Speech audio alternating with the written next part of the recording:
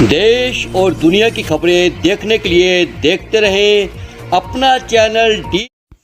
नमस्कार। मुख्यमंत्री पुष्कर सिंह धामी ने पहली जौनसारी फीचर फिल्म मेरे गांव की बाट का प्रोमो और पोस्टर लॉन्च किया। इस मौके पर उन्होंने कहा कि राज्य सरकार क्षेत्रीय संस्कृति को बढ़ावा देने के लिए आंचलिक फिल्मों के निर्माण और प्रचार प्रसार पर पूरा सहयोग दे रही है। मुख्यमंत्री पुष्कर सिंह धामी ने डाट काली मंदिर देहरादून में दिल्ली देहरादून एक्सप्रेस वे के निर्माण कार्यों का स्थलीय निरीक्षण किया। इस अवसर पर उन्होंने एक्सप्रेस वे के निर्माण कार्यों में इस्तेमाल हो रही आधुनिक तकनीकों और पर्यावरणीय सुरक्षा उपायों के बारे में अधिकारियों से जानकारी प्राप्त की। मुख्यमंत्री ने कहा कि देहरादून में दिल्ली देहरादून एक्सप्रेस वे का कार्य अंतिम चरण में है। इस एक्सप्रेस वे का तेजी से निर्माण होने पर मुख्यमंत्री ने प्रधानमंत्री नरेंद्र मोदी एवं केंद्रीय सड़क परिवहन मंत्री नितिन गडकरी का आभार भी व्यक्त किया। जनपद देहरादून के शहरी क्षेत्र में सड़क सुरक्षा कार्य निरंतर गतिमान है। उप जिलाधिकारी नोडल अधिकारी कुमकुम जोशी द्वारा डीएम के निर्देश के क्रम में सड़क सुधारीकरण कार्यों को धरातल पर उतारने हेतु निरंतर फील्ड विजिट की जा रही है। ओएनजीसी चौक का कार्य पूर्ण कर लिया गया है तथा न्यू कैंट रोड पर चिन्हित 5 स्थानों पर स्पीड ब्रेकर बना दिए गए हैं। वर्षों के बाद राजपुर रोड डिवाइडर का काम भी शुरू हो गया है। पिछले 2 माह से भारतीय जनता पार्टी का संगठन पर्व सदस्य अभियान चल रहा है, जिसमें महानगर के द्वारा महानगर अध्यक्ष सिद्धार्थ उमेश अग्रवाल के द्वारा अवगत कराया गया कि 2,65,000 से अधिक सदस्य बनाने का काम किया गया। उसके बाद 1 नवंबर से लगातार सक्रिय सदस्यता का अभियान चल रहा है। सक्रिय सदस्यता बनने के लिए प्रत्येक कार्यकर्ता को 50 सदस्य बनाने होते हैं, तब वह संगठन के रूप में एक सक्रिय सदस्य बनता है। सिद्धार्थ ने यह भी बताया कि अभी तक 2050 फॉर्म सक्रिय सदस्य भरकर दे चुके हैं। सैनिक कल्याण मंत्री गणेश जोशी ने देहरादून स्थित गुनियावाला गांव में निर्माणाधीन सैन्य धाम के निर्माण कार्यों का निरीक्षण किया। इस दौरान सैनिक कल्याण मंत्री ने अधिकारियों को निर्माण कार्यों से संबंधित आवश्यक निर्देश दिए। सैनिक कल्याण मंत्री गणेश जोशी ने अधिकारियों को सैन्य धाम के अंतिम चरण के कार्यों को तेजी के साथ करने और समय सीमा के भीतर निर्माण कार्यों को पूर्ण करने के निर्देश दिए।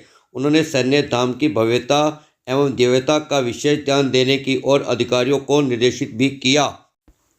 सैनिक कल्याण मंत्री गणेश जोशी ने कहा, प्रधानमंत्री नरेंद्र मोदी की परिकल्पना और राज्य सरकार का ड्रीम प्रोजेक्ट सैन्य धाम जल्द ही प्रदेश की जनता को समर्पित किया जाएगा।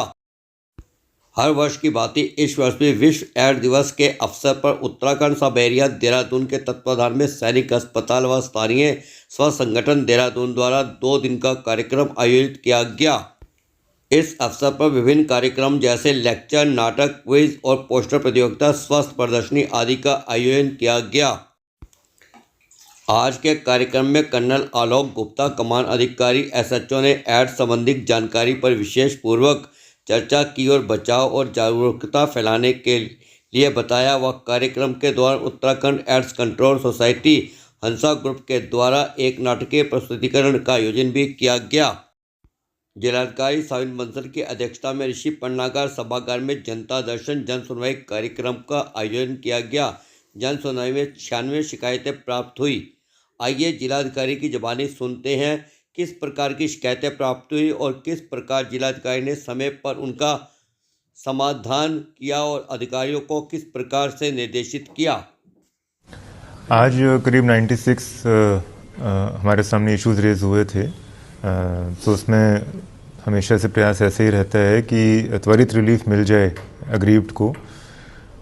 यदि मौके पे ही उनको निस्तारण किया जा सकता है तो विभागीय अधिकारी से आग्रह किया जाता है कि आज ही के दिवस में इनका निराकरण करवा दें। और यदि इसमें कुछ स्पॉट विजिट्स, साइट इंस्पेक्शन और कुछ रिकॉर्ड्स की आवश्यकता होती है तो उसमें भी टाइम बाउंड किया जा रहा है। इस पूरे प्रोसेस को एक टाइम कमिटमेंट लाने के लिए और एक इफेक्टिव सुपरविजन के लिए एक लेटर मॉनिटरिंग सिस्टम भी हमारा डेवलप हो चुका है और जो उम्मीद है कि